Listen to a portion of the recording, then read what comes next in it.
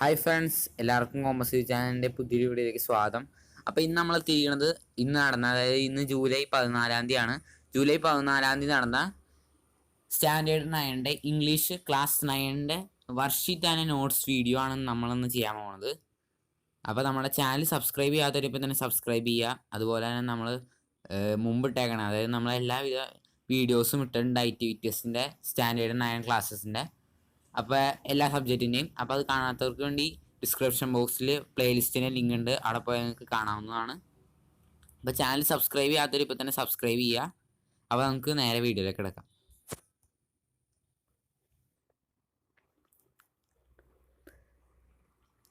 ആദ്യം തന്നെ സാറ് കഴിഞ്ഞ പ്രാവശ്യം തന്നിരുന്ന ഇഫ് ക്ലോസിനെ ഒന്ന് സൂചിപ്പിച്ചിട്ടാണ് നമ്മളെ ക്ലാസ് തുടങ്ങുന്നത്. If you study well you will get good grades. ഇത് ഇപ്പം ഞാൻ ഇത് ഇഫ് ക്ലോസ് ആണെന്ന് മാത്രം പറയുന്നുള്ളൂ. കാരണം എന്താണെന്ന് വെച്ചാൽ നമ്മൾ കഴിഞ്ഞ ക്ലാസ്സിൽ ഇഫ് ക്ലോസിനെ പറ്റി മാത്രമായിട്ട് ഗ്രാമറിൻ്റെ പോർഷൻസിന് വേണ്ടി മാത്രമായിട്ട് വീഡിയോ ചെയ്തിരുന്നു. അതിൻ്റെ ലിങ്ക് എസ്പെഷ്യലി നമ്മൾ ഡിസ്ക്രിപ്ഷൻ ബോക്സിലും കമൻറ്റ് ബോക്സിലും കൊടുത്തേക്കാം. ഗ്രാമറിൻ്റെ വീഡിയോ മാത്രമായിട്ട് ഇഫ് ക്ലോസുമായിട്ട് ബന്ധപ്പെട്ടത്. If you study well you will get good grades. If you study well എന്ന് പറയുന്നത് ഇഫ് ക്ലോസും you will get good grades എന്ന് പറയുന്നത് മെയിൻ ക്ലോസും ആണ് ഇതിനകത്ത്. അപ്പോൾ വീണ്ടും ഒരു എക്സാമ്പിൾ കൂടി ഉണ്ട്. If you studied well you would get good marks.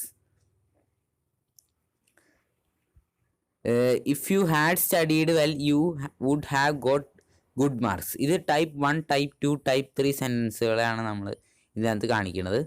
ആദ്യം കാണിച്ചേക്കുന്നത് എങ്ങനെയാണ്? If you study well you will get good grades എന്ന് പറയുമ്പോൾ അത് ടൈപ്പ് 1 സെൻറ്റൻസിൽ വരും. If you studied ED form അവിടെ ഉപയോഗിച്ചു.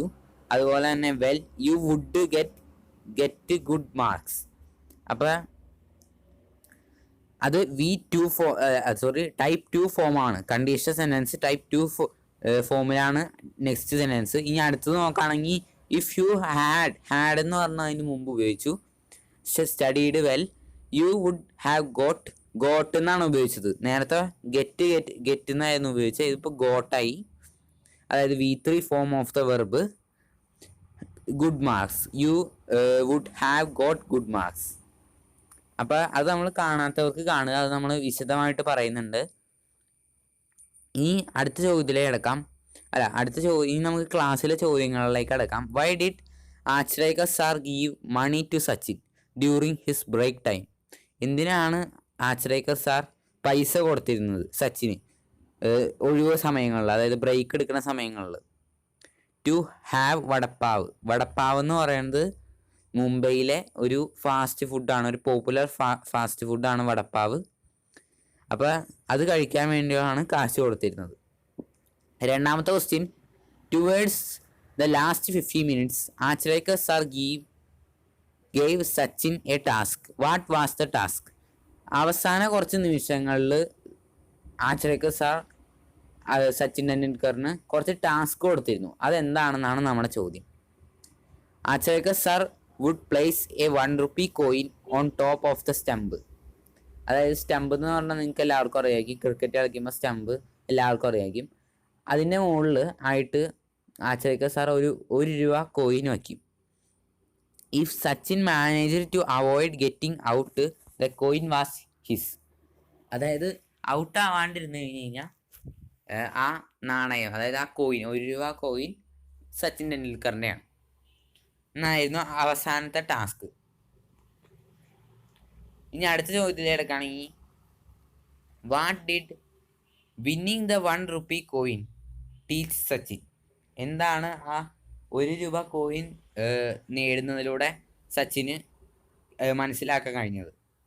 Sachin led to concentrate even when he was physically drained. അതായത് ഇങ്ങനെ കുറേ നേരം ഇരുന്ന് ക്രിക്കറ്റ് കളിച്ചു, അതേപോലെ ഓടി, അങ്ങനെയൊക്കെ ചെയ്ത് കഴിഞ്ഞിട്ടും, അതായത് ഫിസിക്കലി വളരെയേറെ ഇങ്ങനെ കളിച്ച് കുറേ നേരം കളിച്ച് കഴിഞ്ഞിട്ടും ഏറ്റവും അവസാന നിമിഷങ്ങളിലും അങ്ങനെ കളിച്ച് കഴിഞ്ഞിട്ടും വീണ്ടും കളിക്കാനുള്ള ഒരു സ്ട്രെങ്ത് കിട്ടണത് ഇങ്ങനെ കളിപ്പിക്കുമ്പോഴായിരുന്നു. 15 മിനിറ്റിന് 1 രൂപ കോയിൻ വെച്ച് കളിപ്പിച്ചുകൊണ്ടിരുന്ന. ഇനി അടുത്ത ചോദ്യത്തിലേക്ക് എടുക്കാം. What did Achrekar sir tell Sachin to do at the end of the session. എല്ലാ സെഷനൊക്കെ കഴിഞ്ഞ് കഴിഞ്ഞിട്ട് അന്നത്തെ ദിവസത്തെ എല്ലാ പരിപാടിയും കഴിഞ്ഞ് കഴിഞ്ഞിട്ട് സച്ചിൻ ടെണ്ടുൽക്കറിനോട് എന്തായിരുന്നു പറഞ്ഞിരുന്നത് ആച്രേക്കർ സാറ് എന്തായിരുന്നു പറഞ്ഞിരുന്നത്? To run 2 full circuits of Shivaji Park with his pads and gloves. അദ്ദേഹത്തിൻ്റെ പാഡ്സും ഗ്ലൗസും വെച്ച് തന്നെ 2 റൗണ്ട് ശിവാജി പാർക്കിൽ ഓടാനാണ് പറഞ്ഞിരുന്നത്. അപ്പോൾ അതൊക്കെ ഫിസിക്കലി സ്ട്രോങ് ആവാൻ വേണ്ടിയാണ്, സച്ചിൻ ടെണ്ടുൽക്കർ ഫിസിക്കലി സ്ട്രോങ് ആവാൻ വേണ്ടിയാണ് ആച്രേക്കർ സാർ അങ്ങനെയൊക്കെ പറഞ്ഞത്. ഇനി നെക്സ്റ്റ് ക്വസ്റ്റ്യനിലേക്ക് കിടക്കാം. How did his routine help him? Routine എന്ന് പറഞ്ഞാൽ ദിനചര്യ എന്നാണ് ഉദ്ദേശിക്കുന്നത് അർത്ഥം. അപ്പോൾ അത് എന്താണ് അദ്ദേഹത്തെ സഹായിച്ചത് എന്നാണ് ചോദ്യം. To build up his physical and mental health. ആരോഗ്യപരമായും അതുപോലെ തന്നെ കോൺസെൻട്രേഷൻ, മെൻ്റൽ ഹെൽത്ത് എന്ന് ഉദ്ദേശിക്കുന്നത് ഇപ്പോൾ ക്രിക്കറ്റ് കളിക്കൊക്കെ കോൺസെൻട്രേഷൻ നമുക്ക് വേണം, അപ്പോൾ അതൊക്കെ വർദ്ധിപ്പിച്ചുകൊണ്ടിരുന്നു അദ്ദേഹത്തിന്. ഇനി അടുത്ത ചോദ്യത്തിലേക്ക് കിടക്കാം. When Sachin's father came to take him home what did he ask for? എന്തായിരുന്നു സച്ചിൻ ടെണ്ടുൽക്കറിൻ്റെ അച്ഛൻ ഇടയ്ക്കിടയ്ക്ക് അദ്ദേഹത്തെ കൊണ്ടുപോകാൻ വേണ്ടി വരുമായിരുന്നു. അപ്പോൾ എന്തായിരുന്നു സച്ചിൻ ടെണ്ടുൽക്കർ ആവശ്യപ്പെട്ടത് മേടിച്ച് തരാൻ പറഞ്ഞുകൊണ്ട്? അപ്പോൾ ഉത്തരമായിട്ട് വരുന്നത് to treat him to a special fruit cocktail. അതായത് ഒരു സ്പെഷ്യൽ ഫുഡ് വെച്ച് ഫുഡ് സ്പെഷ്യൽ മേടിച്ച് തരാൻ പറയായിരുന്നു ചെയ്തത്. Why did Sachin feel that demanding for juice every day was unreasonable? അതായത് എല്ലാ ദിവസവും ജ്യൂസ് വേണമെന്ന് പറയണത് ഒരു വെറുതെ ഇങ്ങനെ കാശ് ചിലവാണല്ലോ, ഈ ജ്യൂസിനൊക്കെ വിലയുണ്ടല്ലോ. അപ്പം അത് അൺറീസണബിൾ ആണെന്ന് അദ്ദേഹത്തിന് തോന്നാൻ കാരണം എന്താണ്? Because he realised that his parents had to take care of his brothers and sisters too. അദ്ദേഹത്തിൻ്റെ ബ്രദറിനെയും സിസ്റ്റേഴ്സിനെയും പാരൻസിനും കെയർ ചെയ്യണം. അപ്പോൾ അതുകൊണ്ട് തന്നെയാണ് അൺറീസണബിൾ ആണെന്ന് അദ്ദേഹത്തിന് തോന്നിയത്. ഇനി നെക്സ്റ്റ് ക്വസ്റ്റ്യനിലേക്ക് കിടക്കാം. Next question, what were the difficulties he faced during the bus journey? Bus ജേണിയുടെ സമയത്ത് അദ്ദേഹം കുറേ ഡിഫിക്കൽട്ടീസ് ഫേസ് ചെയ്തിരുന്നു. എന്തൊക്കെയാണ് ഡിഫിക്കൽട്ടീസ് എന്നാണ് നമ്മളോട് ചോദിച്ചേക്കണത്. നമുക്ക് നോക്കാം എന്തുവാണെന്ന്. Often he didn't get a seat. അദ്ദേഹത്തിന് മിക്ക സമയങ്ങളിൽ സീറ്റ് കിട്ടിയിരുന്നില്ല. Sometimes he had to stand with the kit bag. Kit bag എന്ന് പറഞ്ഞാൽ നിങ്ങൾക്ക് എല്ലാവർക്കും അറിയായിരിക്കും, ഈ ക്രിക്കറ്റിൻ്റെ സാധനങ്ങളൊക്കെ ഇട്ട് വെക്കണ വലിയൊരു ബാഗാണ് ഈ കിറ്റ് ബാഗ് എന്ന് പറയുന്നത്. ബാറ്റും അതേപോലെ തന്നെ എല്ലാ ഗ്ലൗസും അങ്ങനത്തെ സംഭവങ്ങളൊക്കെ ഇട്ട് വെക്കണത്. Conductors were often rude and sometime asked to buy 2 tickets because of his cricket kit. അതായത് ഇടയ്ക്കിടയ്ക്ക് കണ്ടക്ടേഴ്സ് ചീത്ത പറയായിരുന്നു, അതേപോലെ തന്നെ ഇടയ്ക്കിടയ്ക്ക് 2 ടിക്കറ്റ് വാങ്ങിക്കാൻ പറയായിരുന്നു. കാരണം അദ്ദേഹത്തിൻ്റെ കിറ്റും കോണിയുണ്ട്, കിറ്റ് ബാഗ് കോണി ഉള്ളതുകൊണ്ട്. Moreover he had to travel wearing dirty clothes. അതായത് ഇത്തിരി ഇങ്ങനെ കളിച്ച് ക്ഷീണിച്ചാണല്ലോ വന്നേക്കണേ, അപ്പോൾ വീണിട്ടുണ്ടാകും. അതേപോലെ തന്നെ അങ്ങനെ കളിച്ച് കഴിയുമ്പോൾ ഇങ്ങനെ ക്ലോത്ത്സ് ഡേർട്ടി ആയിരിക്കില്ലേ, അപ്പോൾ ഡേർട്ടി ക്ലോത്ത്സ് വെച്ച് വേണമായിരുന്നു അദ്ദേഹത്തിന് വീട്ടിലേക്ക് പോകാൻ ബസ് കയറി. ഇനി നമുക്ക് ഇതിൻ്റെയൊക്കെ ഒരു റീക്യാപ്പ് നടത്താം. അതായത് നമ്മൾ പാഠഭാഗം നമ്മൾ വായിച്ചില്ല, നമ്മളെ ചോദ്യങ്ങളെല്ലാം ഏറ്റവും ആയി തന്നെ കിടന്നേ ചോദ്യം. ഇത് നമുക്കൊന്ന് റീക്യാപ്പ് നടത്താം. He had to attend the morning and evening sessions. അതായത് സച്ചിൻ ടെണ്ടുൽക്കറിന് മോർണിംഗ് സെഷനും ഈവനിങ് സെഷനും അറ്റൻഡ് ചെയ്യണമായിരുന്നു. During break times are offered in vada pav. അതായത് ഫ്രീ കൊടുക്കുന്ന സമയത്ത്, ബ്രേക്ക് കൊടുക്കുന്ന സമയങ്ങളിൽ വടപ്പാവ് മേടിച്ച് കഴിച്ചോളാൻ സാറ് പൈസ കൊടുത്തിരുന്നു. The challenging task given by Achrekar sir. അതായത് ആച്രേക്കർ സാറ് ഏറ്റവും അവസാനത്തെ 15 മിനിറ്റിൽ ഒരു ടാസ്ക് കൊടുത്തിരുന്നു എന്ന് പറഞ്ഞില്ലേ, ഒരു ₹1 കോയിൻ സ്വന്തമാക്കാനുള്ള ടാസ്ക്. പിന്നെ അടുത്തതായിട്ട് വരുന്നത്, it was a tight training session which helped Sachin to build up physical and mental health. അതായത് ഫിസിക്കലായിട്ടുള്ളതും മെൻ്റലായിട്ടുള്ളതുമായ ഹെൽത്ത് ഡെവലപ്പ് ചെയ്യാൻ സച്ചിൻ ടെണ്ടുൽക്കറിന് ഈ ട്രെയിനിങ്ങിലൂടെ കഴിഞ്ഞു. His father treated him to special fruit juice when he came to take Sachin home. Sachin ടെണ്ടുൽക്കറിനെ അച്ഛൻ കൊണ്ടുപോകുന്ന സമയത്ത് അദ്ദേഹത്തിന് ഒരു സ്പെഷ്യൽ ജ്യൂസ് മേടിച്ചു കൊടുക്കായിരുന്നു. The bus journey was tiring. അതായത് വളരെ കഷ്ടപ്പാടായിരുന്നു ബസ് ജേണി എന്നാണ് ഉദ്ദേശിക്കുന്നത്. ഇനി നമ്മുടെ ഹോംവർക്കിലേക്ക് കിടക്കാം, അതായത് വർക്ക്ഷീറ്റിലേക്ക് നമുക്ക് കിടക്കാം. You are asked to narrate the experience of Sachin to one of your friend. What would be the narration? അതായത് സച്ചിൻ്റെ ഈ സ്റ്റോറി കേട്ടിട്ട് നമ്മളോട് വേറൊരു കൂട്ടുകാരന് നമ്മളിപ്പോൾ അത് പറയുകയാണെന്ന് വിചാരിക്കുക. അപ്പോൾ അത് നരേഷനാണ് അവിടെ വരുന്നത്. അപ്പോൾ നരേഷൻ എങ്ങനെയാണ് എഴുതേണ്ടത് എന്നാണ് സാറിൻ്റെ ഏറ്റവും അവസാനത്തെ ചോദ്യം. അതിൻ്റെ ഇൻഡിക്കേറ്റേഴ്സും സാറ് തന്നിട്ടുണ്ട്. അതായത് വർക്ക്ഷീറ്റാണിത്.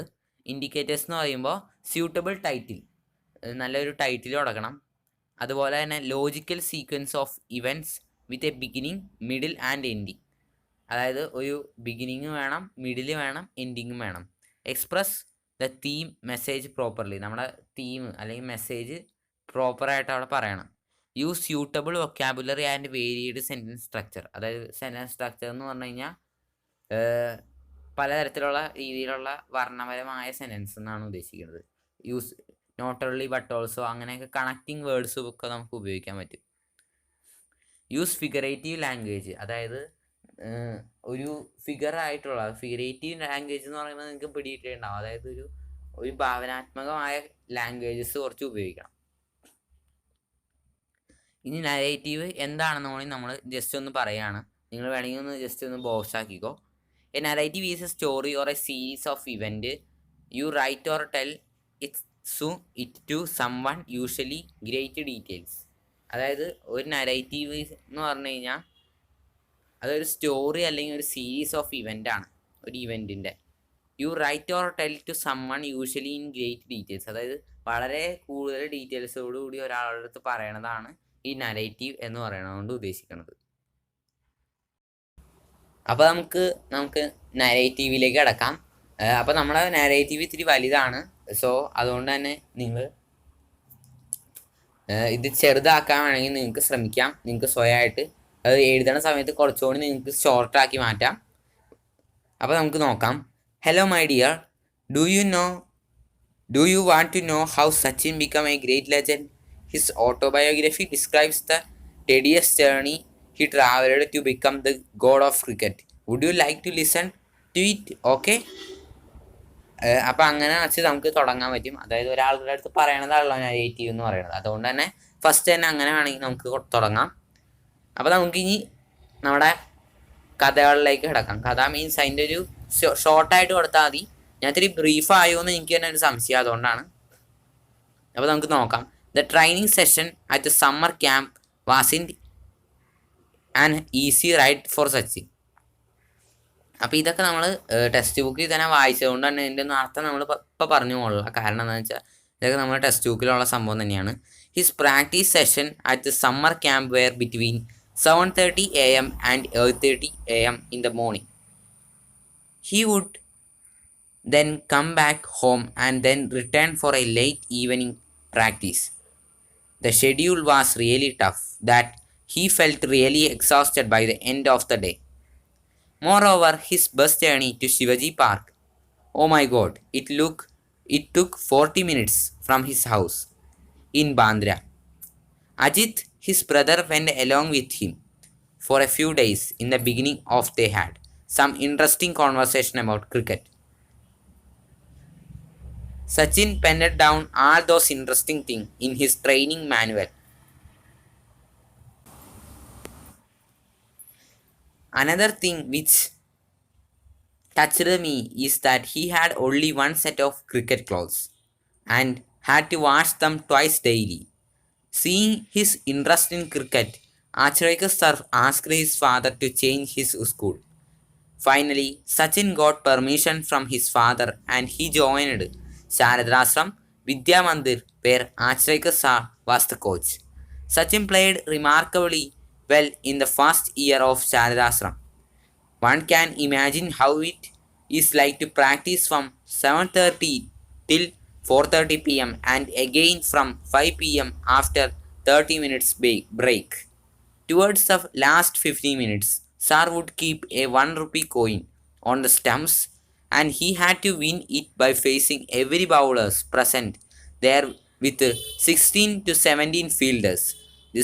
This task taught him to concentrate even when tired.